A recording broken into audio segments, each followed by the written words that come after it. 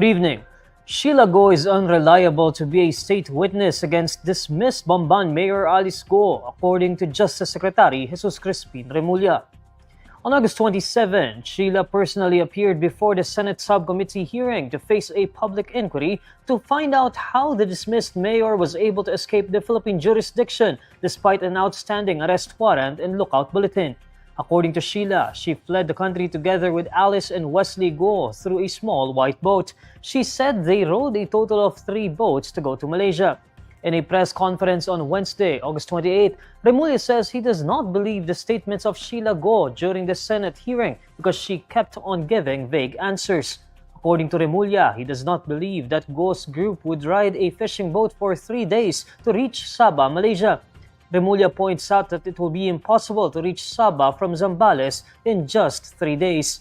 He also questions where the group slept if they traveled through a fishing boat for 3 days.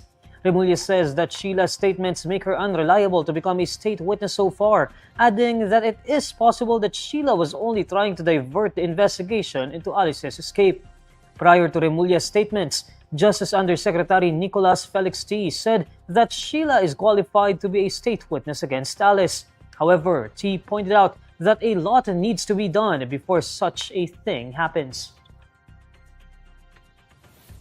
The temporary protection order granted to Apollo Quiboloy's Kingdom of Jesus Christ can prevail over the warrant of arrest issued against him, according to Justice Secretary Jesus Crispin Remulla.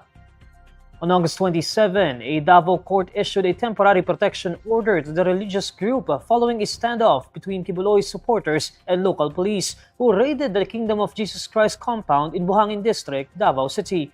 But during the Senate budget hearing on Wednesday, August 28, Remulla says the serving of warrant against Quiboloy is a valid police operation issued by a proper court.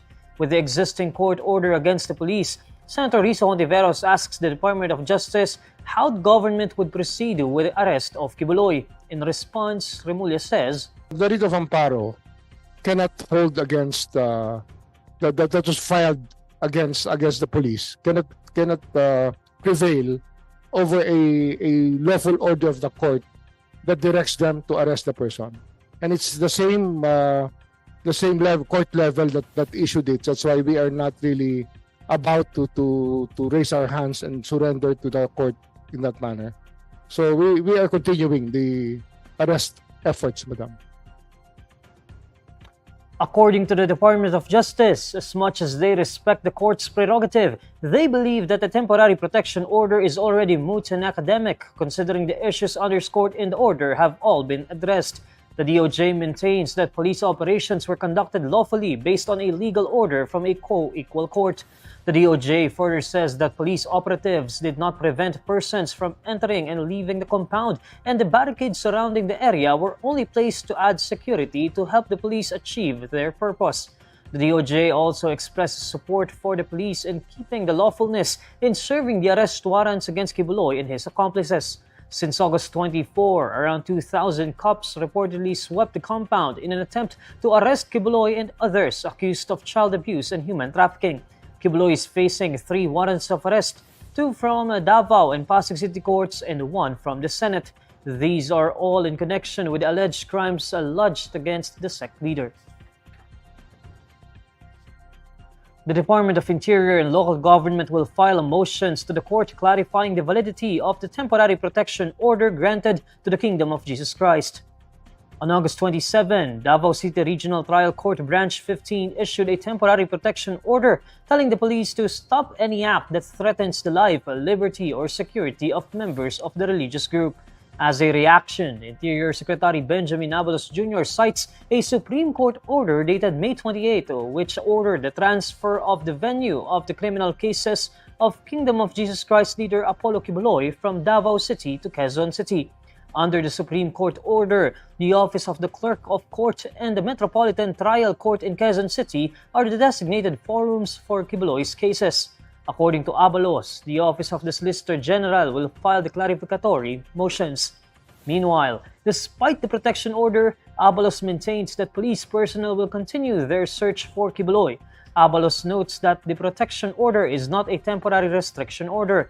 This means that it does not restrain the Philippine National Police from performing its mandate to search for Quiboloy. Quiboloy is facing child abuse cases before a Davao City Court as well as a standing arrest warrant for human trafficking issued by a Pasig City Court. The Davao Police Regional Office previously said that Quiboloy is believed to be hiding inside the Kingdom of Jesus Christ compound.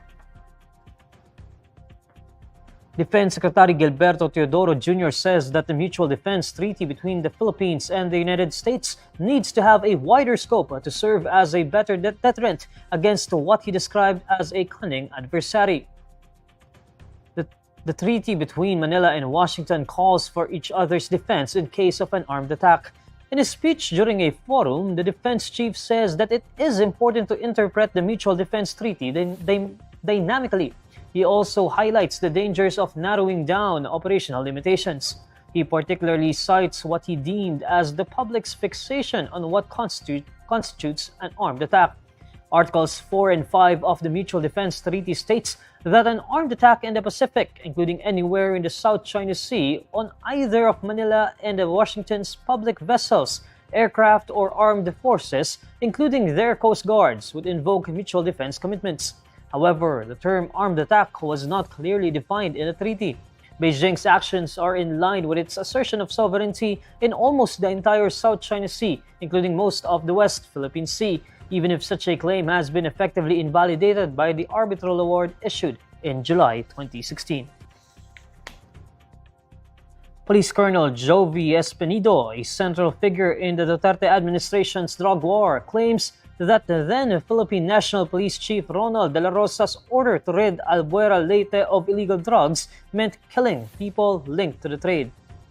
During the hearing of the House of Representatives Quad Committee, Espinido said Dela Rosa called him up at the start of then-President Rodrigo Duterte's term in 2016 to ask for his help in the drug war. Dela Rosa, who is now a senator, supposedly told Espinido that he would be Chief of Police of Albuera with the task to rid the town of illegal drugs. When Manila 3rd District Representative Joel Chua asked what removing illegal drugs meant, Espinido said it was killing people. Espinido also claimed that De La Rosa allegedly served as a protector for drug-linked personalities such as late Albuera Mayor Rolando Espinosa Sr. and his son Kerwin Espinosa.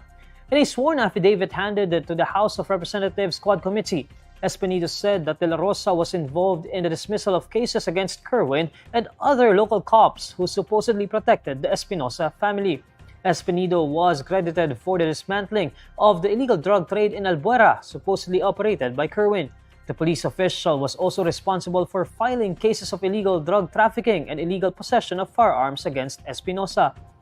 In his affidavit, Espinido said that instead of allowing his access on Kerwin when the latter was apprehended in Dubai, De La Rosa immediately ordered Kerwin's turnover to the PNP anti-illegal drug group. Espinido added that he also never heard again of the cases that were supposed to be filed against Kerwin's protectors, even as decisive evidence establishing their guilt are in the possession of the PNP. In response to Espinido's allegations, De La Rosa says he never ordered a police officer to kill anyone. De La Rosa says his only order for Espinido was to rid Albuera Leyte of illegal drugs through legal means.